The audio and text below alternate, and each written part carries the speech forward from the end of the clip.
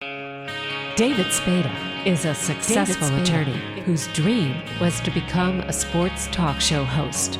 Elliott Harris is a Chicago sports columnist who wanted to expand his media presence. In the next hour, they combine their talents and love of sports and women by interviewing former professional athletes and lovely ladies on sports and torts. But keeping the boys out of trouble isn't always easy, because when David and Elliott are together, they have more fun than should be legal. Greetings and welcome to another edition of Sports and Torts with David Spada and Elliott Harris. I'm not David Spada, so I think that means I'm Elliott Harris. Dave's out working, chasing ambulances, or whatever lawyers do. That said, we still have a great show today. We have a Playboy Playmate coming up in the second part. The first part we have with Chicago Bears Pro Football Hall of Famer Dan Hampton, who once upon a time was an Arkansas Razorback. So let's go directly to our conversation with Dan Hampton. You know, the last year the Razorbacks, they played pretty well. Created an awful lot of fan enthusiasm. I was lucky. I got to play at a time in the late 70s when, we had Jimmy Johnson was our defensive coordinator under Frank Broyles, and then we got Lou Holtz. We won the Orange Bowl. It was a great time to be a Razorback football player. And it was almost like the same thing,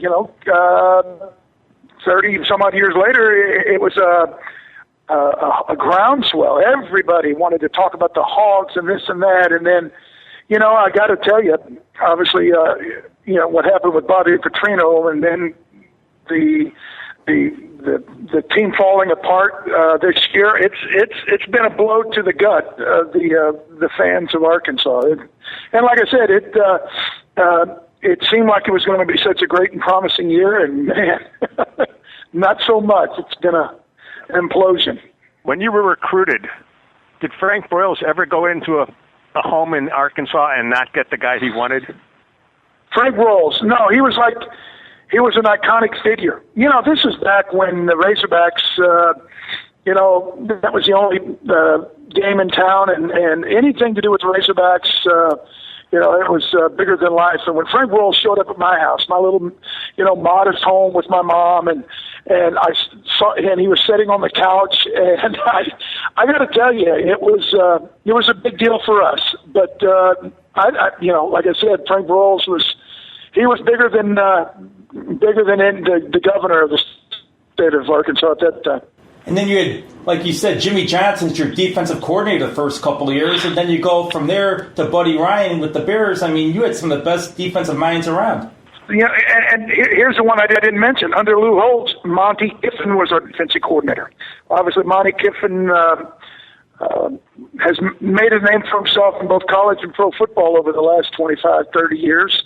And I used to tell people, I said, if I would have had coaching worth a damn, I could have done something. But just everywhere I looked, I got to tell you, I'm the most fortunate guy in the world. I had Hall of Fame coaches up and down the aisle on my way down my career, and I can't tell you, which one meant the most. But I'll tell you this: they all were huge, and in their own special way, they were amazing to play for. I mean, like Lou Holtz made young people's mind understand, hey, you're just not an 18-year-old kid. You've got a whole life ahead of you. You need to start thinking about bigger things and the team and winning and building your life, career, all those things. And Jimmy Johnson talking about the little techniques that kept me in the NFL long after I couldn't run and play the way that I once did. So each and every one was special to me.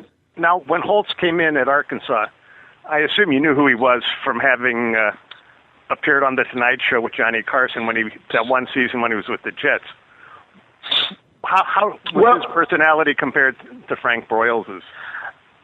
Well, I didn't really watch Johnny Carson in college, but I didn't know that he was on Johnny Carson until after we won the Super Bowl. The Orange Bowl. my junior year. And then it became like a household word, a phrase. Lou Holtz, the head coach of the University of Arkansas, and he had all those great one-liners like, how did you decide who would start? He said, I told them we're playing the number one team in America. They have 5 All-Americans. Everybody that's played them has been beaten 50-0. And he said the last 11 out of the locker room have to play. So, all those crazy things. But Lou showed up after being either canned or quitting the New York Jets. And on one hand, you as a football player, you never quit. You never say die. And here's a guy that things didn't work out and blah, blah, blah. And, we knew that he had credentials. We knew that until didn't take long after a day or two being around him, you knew. He had a plan. He knew what they wanted, and this is what we're doing. And from the get-go, we were all on board. But when I heard the rumor that he was hired, I wasn't that impressed. I think a lot of people realize that Jimmy Johnson wanted a head job, but Frank Broyles didn't think he was ready and said, no, I'm not going to hire you. I don't promote an assistant. Obviously, Jimmy proved that little scenario incorrect. He went on to Oklahoma State, then Pittsburgh, and then University of Miami, won a national championship, went to Dallas, I think won 2 Super Bowls. So we were all kind of hoping Jimmy would get the job. Jimmy had played for the Razorbacks, 12, 15 years earlier than this, and he was a hog. He was, Barry Switzer and Jerry Jones were the 2 offensive guards, and Jimmy was a nose tackle on the 63 national championship team that the Razorbacks had. So at first we were a little, reluctant to embrace Lou Holtz, but it didn't take long for him to win you over. He had a hell of a sales pitch, and it worked. We came within one play of winning the national championship. A team that was 5-1 in disarray, lost a bunch of players to the NFL. We came within one play of winning the national championship. One play against Texas is the only loss we had, and we were leading to the last seconds of the game, and Earl Campbell ran a screen pass 75 yards, and he had never caught a pass before or since, and we weren't prepared. And anyway, like I said, it was a great treat to play for Lou Holtz. I'm sure Steve McMichael never let you forget that. Steve McMichael reminds me almost on a daily scenario that I never beat Texas. We won the Southwest Conference twice, and we never beat Texas. But we beat everybody else. But I will tell you this. A lot of people want to know about why our Bears defense, the one that Buddy Ryan coached, that we built, that a lot of people say was the greatest defense of all time, why it was so good. And, in baseball, they have the old credo, good up the middle. Well, I was the 1978 Defensive Player of the Year in the Southwest Conference. Steve McMichael was the 1979 Defensive Player of the Year in the Southwest Conference. And yet Mike Singletary was the 1980. So I think, we really felt like that was the best conference, the best brand of football in America, and we were obviously pretty good players in that conference, and I think it was instrumental in what we were trying to build here in Chicago. And for a decade, I think we're rated the best defense in NFL. Wasn't Brad Scher a member of your team too, from Texas? Brad Scher was the Player of the year prior to me. But Brad came with a load of knee problems. He had 2 or 3 surgeries. He had 3 or 4 while he was, with the Bears, and his career was always cut short by October. I always said Brad never brought a coat to Chicago because by October he was always back in Austin. And, I'm making light of it. I hated it, but Brad was a great college football player. He's the Outland Trophy winner and the Player of the Year in the Southwest Conference. You can't scoff at that. How long did it take you to realize that not only could you play in the NFL, but you could play at an elite level with the success that you enjoyed? It was interesting. You never know. When I went to college, I was one of the last guys recruited, and after a year or so, I figured out, hey, I can play. And I'll never forget Jimmy Johnson talking about the pro scouts coming to see some of the upperclassmen, but they wanted to see that skinny kid, that was a sophomore. And that was me. And so I kind of knew that and it was all predicated on hard work. And, I worked really hard. I think people have told me over the years, Lou Holt said, I worked harder than any kid he ever had. In a way, I had to. My father had died when I was in 8th grade. My mom, went to work, but it wasn't much, and it was my venue. It was my vehicle to do something and achieve something, and so I worked real hard, and I had a lot of great teammates, a lot of great help, great coaching, all that. But by the time I got to Chicago, I didn't know anything about the NFL. I didn't realize that the pass rush was the ticket. In college, it was playing the run because everybody ran the ball. So anyway, after a little while, I didn't have much in the way of pass rush moves, arsenal, whatever you want to call it, early on. But I'll never forget Ted Albrecht, offensive tackle, said, hey, you need to watch Leroy Selman. He's the best in the business. And I went in and watched film one day of him before we played the Tampa Bay Buccaneers. And I went out that Sunday, and I think I had 2 or 3 sacks, and I was the defensive player of the week in the NFC. And it was kind of like it all kind of crystallized right in my head how to rush the passer. And at that point, I thought I could be pretty good. 1982, the Pro Football Weekly voted me the Defensive Player of the Year. It was an abbreviated strike, shortened year of only 9 games, I believe. And Don Pearson, our beloved football writer here in Chicago, didn't vote for me, but everybody else did. But by that time, I kind of figured it out. And Dale Hopp was our D-line coach. Buddy was our guy. I was on the nose in the 60s defense. It was a great spot for me. We had a bunch of great players around me, from McMichael to Singletary to Hartenstein to Richard Dent to Otis. It would just make a list. But I really, really felt like not only did I have a chance to be a great player, I'll never forget, after my 2nd or 3rd year, I was having dinner with Ed Obradovich, and he basically kind of got real quiet and said, Hamp, I played with some Hall of Famers. You can be a Hall of Famer. And I kind of laughed, and I said, yeah. I said, when that day happens, I'll call you. You can induct me.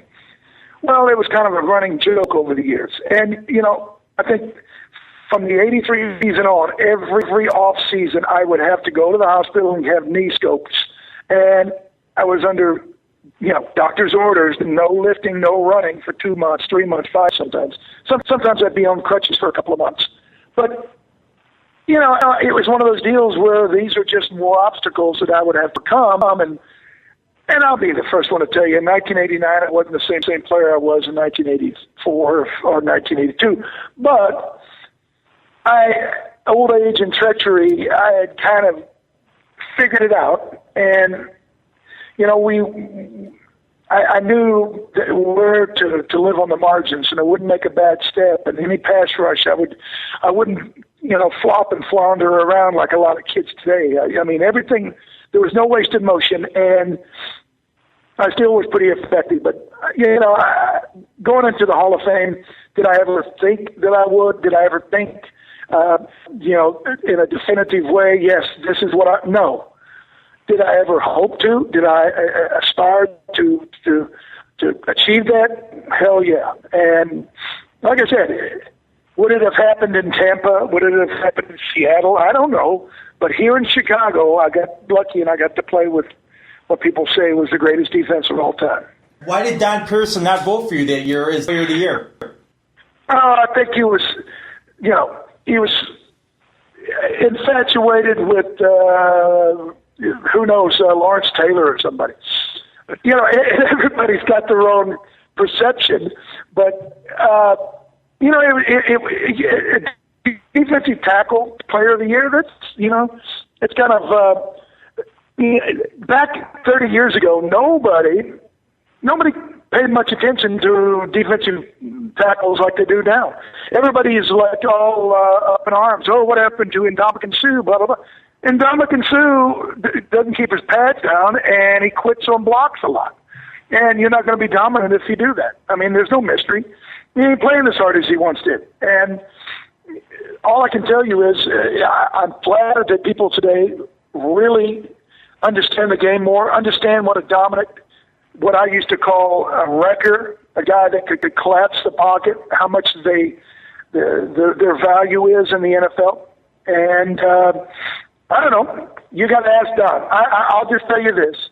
I have cited him over the years many times for it, and I really never got a great answer. So I don't know. Now, when you retired in 1990, did you ever envision that players would be able to make living off of having been a member of that 1985 team? No, and anything that happens today, or 5 years from now, or 10 years from now, it's great. I've got two businesses here in town.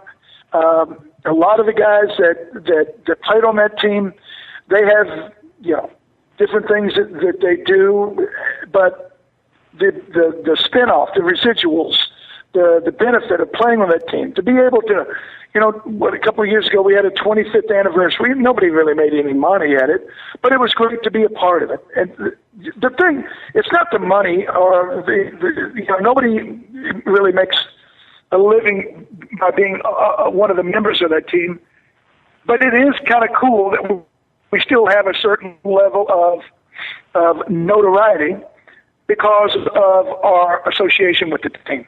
You look at what Mike Ditka has been able to do, and I know he coached in New Orleans for a while, but I defy you to tell me a coach that's probably more well known in Japan or Asia or Africa than Mike Ditka. And why? Did he coach somebody a year ago or 10 years ago? No. It was what he did with that organization, the Chicago Bears, back throughout the 80s. And I hate to say it, it was, it's kind of like being, validated. You get to be, prom king, for a long time, because a lot of people, and a lot of people in the media, they want to ridicule that, everybody does it. No, it's not that. The media doesn't propel this or basically propagate it. It's the people of Chicago. They just absolutely loved that team at that time, and it was a great time to play for the Bears. That team. It's like some people today. They're 60 years old, but they still think the Rolling Stones. That was the deal, because they said what they wanted to say, or as a kid or as a young person, and now they still. Well, I think that team, in a vicarious way, people just said that's our team. That's the way. If I could build a team, that's the kind of team I'd build. And hey, well, nobody's fighting. We're just tickled to death that as I said, we had a chance to be a part of it. I could imagine a stat you would have put up, because when you came in, you were a defensive end, then you moved to tackle, then you moved back to end. That'd drive you nuts because you never set position.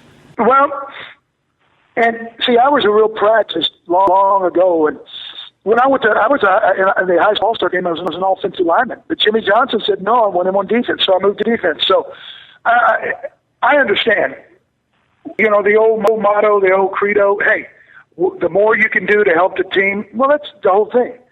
I was drafted as a tackle. Al Harris was an end. Al hurt his knee. Tommy Hart, the old defensive end, hurt his knee. They moved me to defensive end, and boom, I did pretty well. But he kept saying, hey, as soon as Alan Page retires, we're moving the ass inside. And, I kind of shake my head and say, no way, I like it out here, because there's a hell of a lot of beatings going on inside. I mean, you got people flying around your legs, you can hit double teamed. I kind of like being outside, a lot of one-on-ones. But in the light of day, you got to just say, hey, I was the logical one to play that position. And so I did. And, I really fit it. And I was a pretty good end. I made all pro and Pro Bowls, but I was a better defensive tackle. I was pretty dominant inside. And it was good for our defense. And everybody, in a vicarious way, was able to benefit from it. And that was great. And then, in 85, they drafted Fridge. And after a while, they wanted Fridge to play. And so McMichael couldn't play in, but I could. So I was the logical guy to go back outside. And so I went back out to in. And then after a few years, Fridge got knee trouble and got too heavy. And so by the end of the 88 season, they moved me back inside. And that's where I finished my career. So at the end of the day, it was wherever I could help, whatever I could do. And most of the guys on the defense, they all had that same attitude. Now, you made a reference to the Rolling Stones. Once upon a time, you were a multi-instrument star. If you had stuck with that, do you think you would have ended up in the Rock and Roll Hall of Fame instead of the Pro Football Hall of Fame? No, but I would have tried hard. I tell you, I like playing music more than football.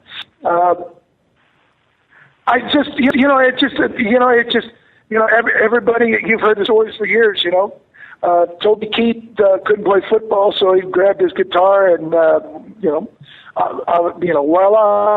here he is. But I was just the opposite. I love playing, and I still to this day got a piano and guitars and stuff in my office, and I'll play from here from time to time. And once in a while, I'll play with my guys when I go back to Little Rock. And some of the guys in the Chicago Six, of course, Walter Payton was the drummer, but Otis and Sean Gale and a couple of the Black Hawk hockey guys, the guitar players, we always kind of, threaten to get back together again at some point. But next thing you know, it's a year's gone by and time's flying. So we haven't had a chance. But I will tell you, I do encourage everyone to get their kids to play an instrument of some sort. And it's been a great source of enjoyment to me and both of my kids. They can play. But you weren't in the Super Bowl Shuffle, though. See, Willie came to me and said, you got to be in it. You're the only one that can play an instrument. And I said, don't let that stop you. And it didn't. But we're the Shuffle Crew going to the Super Bowl. And on one hand, I didn't mind for them to say it, but I couldn't say it because we had never been. And I was, a lot of those guys, they were still in their second, third, fifth year. I think I was in my 8th year, 7th year. And I didn't want to jinx it. And I'm superstitious. And they wrote the part in for McMichael and offered it to him. And he said to me, "What didn't he tell you?" I said, "You idiot, you're more superstitious than I am. What do you mean? You're even thinking about it?" And he goes, "You're right, I ain't doing it." And we kind of, would mock those guys that did it. But I'm really happy they did. And when we used to laugh, every time I see Fridge, I always start, "You're looking at the Fridge. I'm the rookie." It was a great source of teasing and amusement to us. But it wasn't right for me, and it wasn't right for McMichael. And I in subsequent years would say, "Oh, somebody had to be the adult and take care of playing on Sundays and not worried about the." But those guys. And, it had a great little tune. It was catchy, clever little words. It made some money. Yeah, the guy was a damn thief and, took off with the cat. I don't know. All I'm saying is here, almost 25 years plus later, we're the only ones that ever had a soundtrack to our season. And what's wrong with that, right?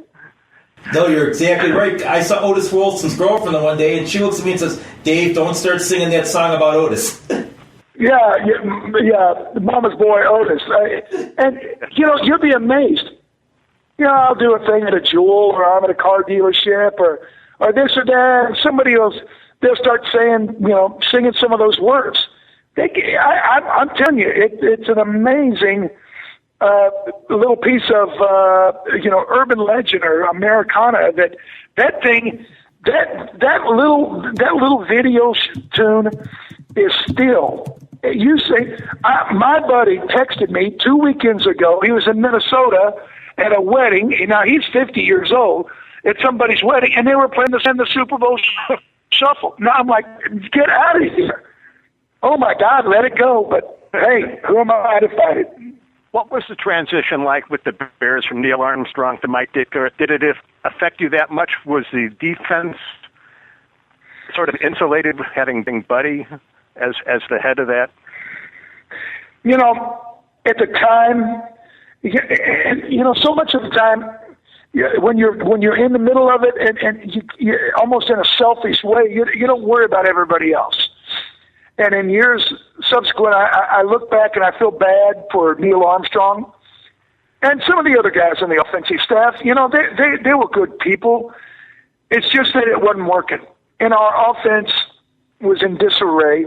And the one reason that Buddy kept he and his assistants' jobs was there's progress. I think we started back then. There was 26 or 28 teams in the league, and 28, and we started out the season like 23rd or 25th, and by the end of the year we're like 3rd or 4th. And this is while the offense is turning it over, not scoring, and so I feel bad now, but at the time I was pragmatic. I'm like, who gives us a better chance of winning? We're not winning now. These guys aren't doing what they have to do for us to win. Who can get? And so it didn't bother me at the time. Like I said, years later, I felt bad, but I wanted to win. I had never won anything, and I couldn't live with losing. In Arkansas, see, when I was starting in high school, the team was horrible. Well, by the time I was senior, we got in the playoffs. So I helped turn it around. In college, when I went there, it wasn't very good. Well, by the end, hell, we were in the top 5 or 10 of the nation. And I couldn't stand losing. And so when Victor came in, he made some comments that made an awful lot of sense. He said, hey, I've been in a Super Bowl as a player. I've been as an assistant coach, and I know what is required. And he said, we got a lot of guys that gives us a chance to be there, but we got to make some changes. And he just said we're going to have to work awful hard. And so that's no problem. Let's work. And I've always been an optimist. I've always been a pragmatist, and it just seemed like a natural thing to do. I went through a change in college, and it was for the better. We became a better team, and I was every indication that we would become better. And it didn't take long. And I'll tell you this, everybody goes, what do you miss about playing? The money, the dealer cars, all. No. I miss being in the room Saturday night before the games when Ditka would ask the waitresses to please leave and close the door. And that's what I loved. And it didn't take long for me to understand. Even when, the first 2 games we got beaten overtime. And he went nuts, and Ditka punched the trunk and broke his hand, and everybody laughs and mocks it. I loved it. I'm like, this guy, he wants to win. Nobody had ever punched a trunk before. We lost a hell of a lot of games. Nobody. In the first game, he probably breaks his hand. So I'm just saying, I welcomed it because I wanted to win. I couldn't live with losing, and to me, it gave us a better chance of winning. The one other thing about that season, and you're talking about the undefeated season, I presume,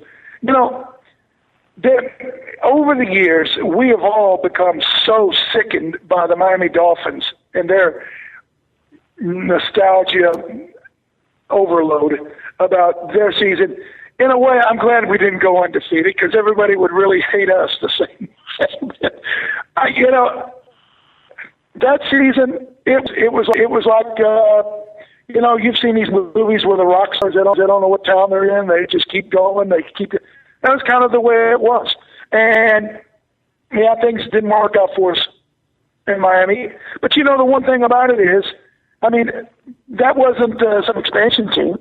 That coach in the Hall of Fame, man. That quarterback, he's in the Hall of Fame. They didn't get there by being dumbasses. They knew what they were doing. And you know what? We played dumb. We did a lot of stupid stuff as far as our preparation, as far as our game plan, as far as our actual performance.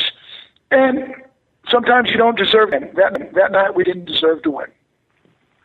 Is it safe to say among Hall of Famers you are the leader with surgeries? I don't know. Every year, and again, there's so much media coverage today. A bunch of those old guys, they tell me, oh yeah, I had 6 shoulder operations, I had this, and I didn't know that. Mark Twain, I think, is probably the clubhouse leader right now, but I think I've had 7 on each knee and then 1 replacement, so I'm at a smooth 15. And I had a bunch of other options on my fingers and this and that, but it's an unfortunate moniker, being the surgery king or whatever. But I remember about 85, 86. The doctor saying, you need to quit. And I looked at him, and I could tell he thought I was nuts. But I said, no way. I loved it. I loved being on that team. And like I said, that Saturday night, just what we're going to do. And the next day we go out and do it. I mean, there's a lot of great things in my life today. My wife, my kids, I get to play golf, I get to do this, but I mean, that place and time, you can never recapture it. And it was a great run. And there you have Dan Hampton, former Chicago Bear and Arkansas Razorback star.